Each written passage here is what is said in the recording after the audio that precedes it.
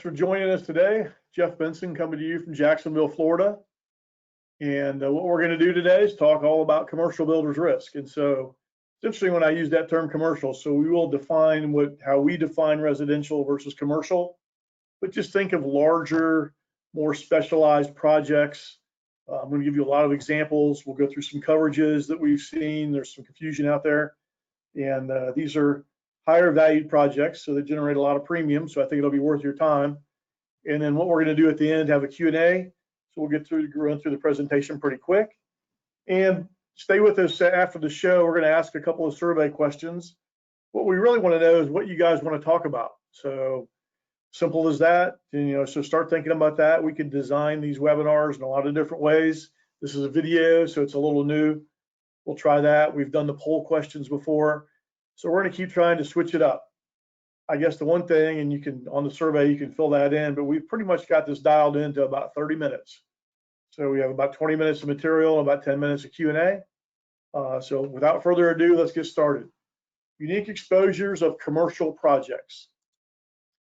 Oops. All right, so for the sake of what we talk about today, we define residential construction as the building of detached 1 to 4 family structures. So that's all the single family out there and all the townhome construction and all that we consider residential. So for what we're going to talk about today, we're not talking about residential. We're talking about everything else that's being built. And I always like to say, kind of challenge you as you drive around, just look at what's being built. I did it today when I was driving into the office and I saw, they're building some warehouses.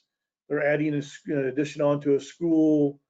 All kinds of infrastructure stuff going on. There's just, even in this day and age, there's a lot of construction going on. So another thing we'll talk about, even in commercial, is the same as we have a fair amount of ground up new construction going on, parking garages, office buildings, all of that stuff. And at the same time, we have a lot of renovations that are taking place. So, and those have very unique exposures on the renovation side. So we'll get into that a little bit too. We can offer coverage on a per project basis, or we can do it on a reporting form. We can have different ways of reporting the inventory, whether you want to do it monthly, quarterly, annually, there's different ways. Keep in mind on a reporting form, the #1 criteria is the builder has to be building the same thing over and over again. If every project is dramatically different, it's hard to put it on a reporting form. Just to give you an idea, a good buddy of mine builds out Jimmy John's sandwich shops. He builds them all over the country, but he does the same one over and over again. So he's a perfect candidate for a reporting form. So just give you an example of that. These are some of the things that we have done recently. Schools, ground up new schools. We did a gymnasium the other day. They were building a new gymnasium. So we do a lot of renovations. This is pretty much coast to coast too, where they're building these schools. I will say one thing I look at when we do a school is occupancy. Is the school going to be occupied while they're doing the renovation? So that presents some unique exposures. We'll get into occupancy a little bit, but that's something. Medical offices, all usually around a hospital. We've done a number of those recently. Usually they're very well built, good risk. Hotels. We see a lot of hotels being built around the United States, so that's another thing we want to write. And restaurants, both ground up new restaurants and tenant build outs of restaurants. Very unique exposures on a restaurant. #1 would be the specialized equipment. How do we ensure that? #2 would be, is it going to be occupied while they renovate it? There's a lot of exposure to it. So just keep that in mind. That's really what we're going to be looking at for the different types of projects.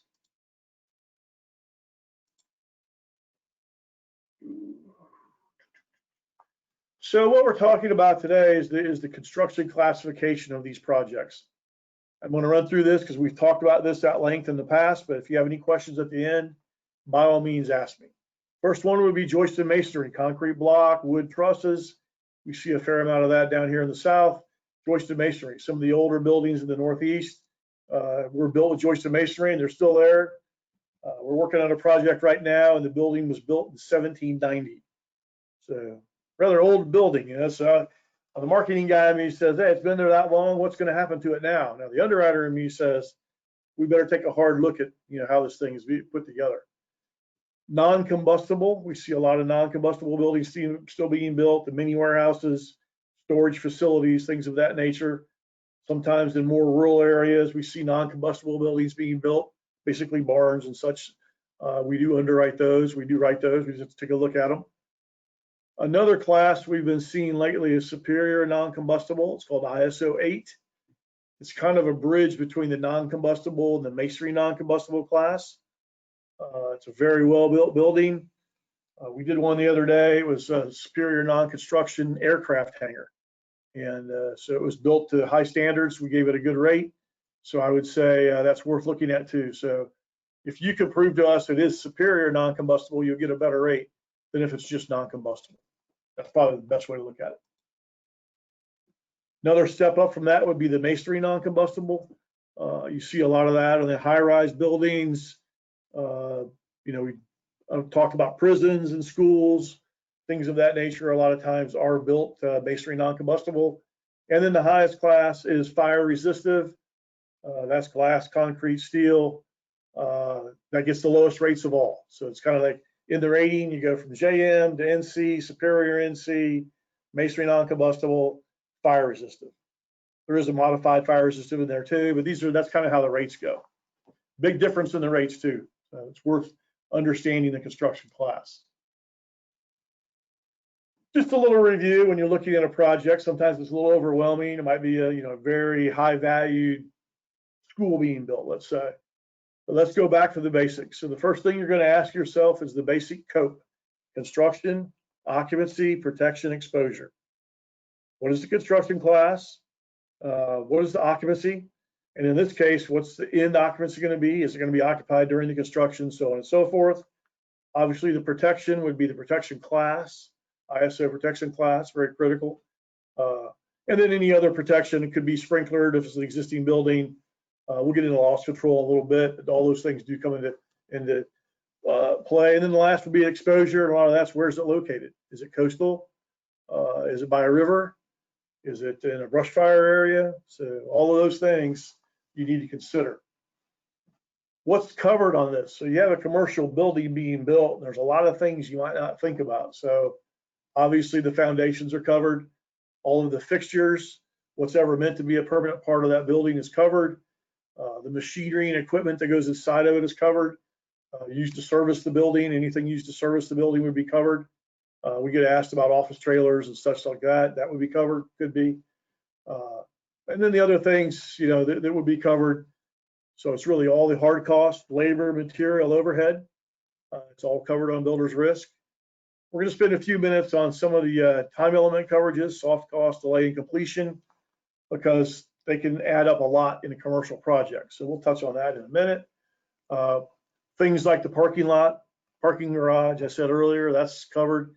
Other things I've seen that people forget sometimes, maybe they're going to put solar panels on top of the building. Pretty high value to those. They would be covered. Make sure they're listed in the completed value. Think about any of the antennas they put on top of a building, that would be covered. And you can have substantial amounts of transit coverage needed on a commercial building. Same thing with scaffolding. Think of the value of the scaffolding on some of these high-rise projects. And then just think of all the things that could happen to that project as far as theft and vandalism at night. So these higher valued projects a lot of times are well fenced, well lit. Some of them even have 24-hour security guards. I'm not saying that there's safeguard warranties always, but if they do have that stuff, I would think the underwriter would take that into consideration when giving you a rate on this. So loss control is critical on these commercials too, commercial projects. Delay in completion, business income, and loss of rents. Obviously, it's a commercial exposure. We had an entire webinar on this last week. I will just say that if you have an owner of they're building a hotel, do you think they're going to be, if it's a delay in the project, could they be out the loss of income? What if it's someone building a building and they're going to rent it out to tenants, a strip center of some kind? Do you think they have a loss of rents potential? And the answer is yes. Testing coverage. So a lot of our form includes testing the building systems automatically. But then if they have boilers and other specialized equipment, you would probably need to add hot testing. And then if they have really specialized equipment, the best way to cover that is equipment breakdown. I'm not going to really dissect that coverage. Just make a note to offer equipment breakdown on most all of these commercial projects. The next piece would be soft cost. We've covered that a number of times, but soft costs are a critical piece of this. Just keep in mind, you need to do a worksheet probably to get an idea of what is their soft cost exposure. So don't just pick a limit out of the air. Go ahead and sit down with the worksheet, determine what's covered, and then how much of this they have. So that's the big thing. Permission to occupy, that is a critical piece of this. So under our form, not all forms, but under our form on commercial, you have coverage until 75% of the building is rented out or leased out. So you have a strip center, and as long as they stay below that 75%, there's still coverage. Once they lease or rent out more than 75%, you're going to have to add permission to occupy. Now, if it's an owner-built building, you might need to add permission to occupy from day one. So this whole key is just work it out with your underwriter. If you know the building's going to be occupied, there will be a charge for that. Now, if you don't need it, you can save a lot of money because it's an expensive coverage. Because think about the exposure from an underwriting standpoint. If a building's occupied while you're building it, there's a lot of exposure. So permission to occupy is the key to understand that. I don't want to go over it too quickly. Work that out with your underwriter. Make sure you understand what's going on with the project. Contract change order, that could happen a lot, which means halfway through the project, the $2 million building all of a sudden became the $2.5 million building because they had a change in scope. We see that happen a lot with renovations. As they get into these older buildings and start taking things apart, they realize there's a lot more work that needs to be done. And that's okay as long as you tell the underwriter as soon as you become aware of it.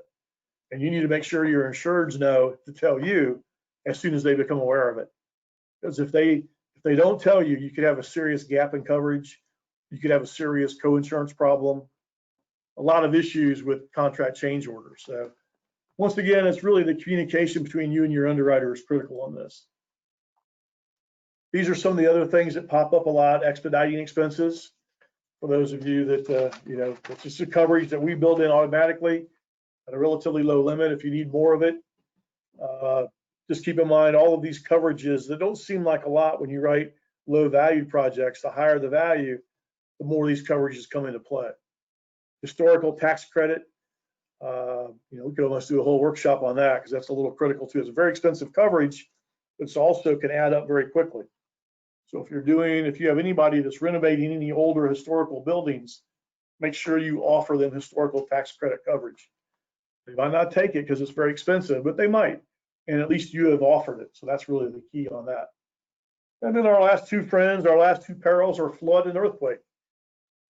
I could tell you a story where we wrote a large museum that was being built ground up new, and it was being built next to a river.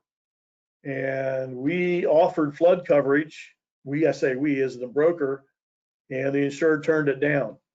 Well, sure enough, the river starts raining, the river starts rising. We have a high valued museum being built. Needless to say, there was a lot of nervous people because good news is it got right next to the museum. It washed out some shrubbery, but it didn't do any damage to the building. So the key to that is look around where they're being built. A lot of times this is in the specs too. I'm going to touch on that. Sometimes you have the bid specs, and a lot of times they will ask for coverages that really don't make a lot of sense as far as the value. Sometimes they try to include the land value in the project. Sometimes it's a $20 million building and they want $20 million of flood coverage. Well, probably doesn't need 20 million of flood. I'm not here to tell you exactly what they need, but it might be worth the discussion because what are the odds of the entire building washing away? I guess it could, but same thing with the quake. Usually you have sublimits on the quake. A lot of times with flood and quake, what you'll have to do too is you'll have one company that writes the project. They'll write an underlying limit of quake or flood, and then you have to go out and get excess flood or quake on top of that. It's usually not that expensive depending on where it's located, the zone and all that. But you probably will, some of these projects, you're going to have to piece them together with a few markets because there's a lot of exposure based on that. a lot of factors, 'cause I had asked this all the time, well, what's your rate? Well, it's hard to just throw a rate out there on a bigger project, because we're going to have to ask all the questions we just talked about. Think about all the loss control factors, think about all the exposures from location. We're going to talk about terrorism in a minute. What if they're building a building, in Manhattan? There's a TRIA exposure there. You got to factor that into your pricing. So there's a lot of little nuances to this as far as how you do the pricing. And the better, it kind of goes back to the broker. The more you know about the project as far as loss control, the more you know about your builder that's building this, the general contractor, that's going to help your case a lot. The rate can vary dramatically on that. So I mean, and a lot of it's basic loss control. I don't want to pass over that. So if they have a track record, let's say we have a contractor, they've been building $10 million buildings, and now you submit a $10 million building that they're going to build, kind of makes sense. What if they have a track record of building $2 million buildings, and you submit the $20 million building for that contractor? It's going to raise a lot of questions. Maybe they've overextended themselves. So just some basics, ways of underwriters, the way we look at things. Once again, as the values grow, depending on the location and the exposure, a lot of times certain carriers will only take so much of the risk. So you might get involved in some layered approaches. I've done a few of those, a little more complex. A lot of it falls back to the underwriter to make sure you have following form and what kind of what kind of deductibles apply and all of that. But it can be a lucrative approach to writing business. You need to understand the coverages more than ever, because there's a lot of nuances to commercial. Just a lot of, if you think about the contractual relationship between the building owner, the developer, and the general contractor. Now you have usually a municipality involved. You have risk managers involved. It gets pretty technical, I guess. So I would say you have to do your homework on this. Understand the forms, understand the exposures, loss control, so on and so forth. It kind of goes back to this, so I know I'm being a little redundant, but a lot of times I have an agent, if you just pick up the phone and call me and we talk about it, it makes it a lot better. I do have a funny story. I had an agent one time, I will not pick on the individual state they came from, but they called me one time and they're telling me this story and they're saying, Jeff, I know you won't write this. It's too much exposure for you. I just kind of wanted to bounce it off you. And he goes, what do you think I should tell the underwriter? I hesitated for a second and I go, well, I would probably tell him what you just told me, just tell him the truth. And he kind of hesitated and he goes, oh, I hadn't thought of that. So that was pretty funny, but I would always be as truthful as possible. I mean, I say always be truthful with the underwriter, just tell them the exposures. I mean, there's enough coverage out there that we can get most things covered. We use AIS for the most part. There's an endorsement for just about every exposure you can think of. You just got to work it out to make sure you offer it. So that's the key on builder's risk. And once again, I throw that terrorism in there. People forget about that, but there are, every carrier looks at a little differently than reinsurers do, but it's still there. So, keep in mind there probably will be a charge for these larger commercial projects that are being built in urban areas. As simple as that. That's usually what they look at. Are they building next to a military base? Are they building, in the downtown area, government buildings, so on and so forth? There are exposures to that, things we don't think about. So what do I do when I have one of these big projects? Sometimes it's a little overwhelming when you think about it. Well, let's go back to the basics. You start with the application. Our application is less than 2 pages long, but you got to answer all of those questions on that 2-page app. It's pretty simple, right? I mean, it's really not that much different than filling out the app for a $500,000 home being built. It just might be a $25 million building. So there's a lot more zeros after the numbers, but you got to fill up that app basically. Once again, go back to the scope of the project. When we say scope, that's detailed. What are they doing? If it's ground up new, it's pretty simple. You don't have to go into a lot of explanation. They're building a brand new office building. Okay, we understand that. But if it's a renovation project, you have to be able to articulate what the scope is. If they're doing anything that's structural, you're going to have structural engineering reports. You're going to have a construction schedule. You're going to have a construction budget. There's probably, you need to underwrite this as far as the experience the builder has. I mentioned that earlier. You get a lot of information off their website. These big builders have websites, pictures of things they've built. That's great information for an underwriter. It makes them feel comfortable. They know what they're doing.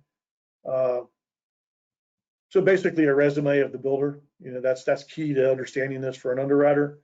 And those are just some of the tips. Soft cost worksheet. We get asked all the time, we need $10 million of soft cost. I'm like, well, why do you think you need that? Well, the bid spec says that. Well, if you do a worksheet, and usually it comes out for, if it's a $10 million building, general rule of thumb is about 10%. So they probably need about $1 million of soft cost. So if they're asking for 10 million, they don't quite understand the coverage. So just keep that in mind. You might want to have that conversation with the insured. Now, if it's delay in completion, loss of rents, loss of business income, they can add up depending on the occupancy. So once again, more of an accounting exercise. We went over that last webinar, but trying to get the right limits. We just want to get adequate limits. Makes sense for us. So that was kind of a really high level of complex commercial projects. I kind of wanted to just get you going to think about, there's a great opportunity out there to write these things. You just got to do your homework a little bit. And I think after you do a few of them, you'll build a lot of confidence. So hopefully that helps out. Keep in mind too, when we're done with the Q&A and I turn this thing off, there's going to be a survey question, 2 surveys. So please bear with us so you can fill that out. And I think without further ado, Darcy, what do you think? Want to open it up to questions? All right, Jeff. Yeah, thank you. We'll get this question started. So first question, how can you get a builder's risk underwriting manual? How can you get a builder's risk underwriting manual? So I can speak for our program. We have a website, V Squared. We'll make sure everybody gets that. We would strongly encourage you to go to the website, and it kind of has all of the underwriting manual criteria built in. It is a quote bind and issue website. Now these high valued projects probably would not provide a price. You'd have to call or the underwriter will call you. But you can fill out the basic app. You can look at our guidelines. There's a lot of tips out there, sales and marketing tips. So I would strongly encourage starting with the website, V Squared. Good question. Okay, next question. What does soft cost coverage include, and what limit should you start with on an application? It's funny, we always get back to soft costs. Seems to be everybody wants to talk about it. So first of all, what should you include? I went over that a little bit. There should be a worksheet, especially if it's a larger project. Sit down with the insured. The worksheet, we have examples of those. If you want one, drop me an email. I'll give you my email address in a minute, and I will send you a worksheet, a sample worksheet. You can come up with your own. So keep in mind, all right, soft costs are always a little tricky, so I might cheat and read off the form a little bit here. So soft costs first must be incurred during the delay period, and such delay period must be caused by or result from direct physical loss or damage by a covered cause of loss. So this is really business interruption time element coverage, and that one statement always rides through all of this. So just remember that must be a direct physical loss or damage by a covered cause of loss. So it has to be covered on the form first, then you can get soft cost on it. And what soft cost says is we will pay soft costs arising out of the delay period to the extent such expenses are actually and necessarily incurred by you to enable you to begin your operations in the manner originally planned. So because of a covered cause of loss, you have a delay in the project. So now you're going to have to start over again. And all those reoccurring expenses could be interest expenses, insurance premiums, architect fees, all those things have to be paid again. So they're reoccurring. So that's the soft cost. Now on our form, we build in 100,000 automatically. You don't have to pay for. But like I said, usually about 10% of the project is the normal soft cost limit, give or take. So obviously, if it's a $20 million building, you're probably going to have a $2 million soft cost limit. To give you a general rule of thumb. Good question. I like those soft cost questions. Next. All right, next question. What additional considerations or factors are there for facilities management contractors with master agreements? Ooh, facilities? Read that again, Darcy. I got to think about that one. Sure. What additional considerations or factors are there for facilities management contractors with master agreements? A facility master contract. I'm almost thinking that's not a builder's risk question. So I'm thinking, I almost got to go back to who's insured on builder's risk. First of all, you'd have the general contractor, you have the developer owner, you have the subcontractors, but the facility manager, that's something different. I never really thought of that. So might have to take that one offline. I will give you a call. Whoever asked that, Darcy, get their phone number and I'll give them a call. How's that? And we'll talk about it. Will do. All right, next question. Is the collateral loss experienced by a contractor covered under soft costs, or is that time element or extraditing extensions of coverage? Another mouthful question. I like that. So consequential losses are usually not covered. Remember we went over that with the time element thing that we write on the delay in completion. Consequential loss is not covered. So that would be the easy thing for me to say it's not covered. Expediting expenses is something different. Keep in mind, I just happen to have that here too. So expediting expense, we'll pay the reasonable expense and cost for overtime, night work, work on public holidays, express freight, including air freight, all incurred solely to expedite the repair or reconstruction of covered property. How about this? Which has sustained physical loss or damage caused by a covered cause of loss. We always go back to that. So you have a covered cause of loss. Now you have additional expenses because of that loss. That's an expediting expense. So kind of a different thing than that was like a two-part question. Hopefully I answered it. Once again, give me a call if you guys want to talk about this in more detail. Good question.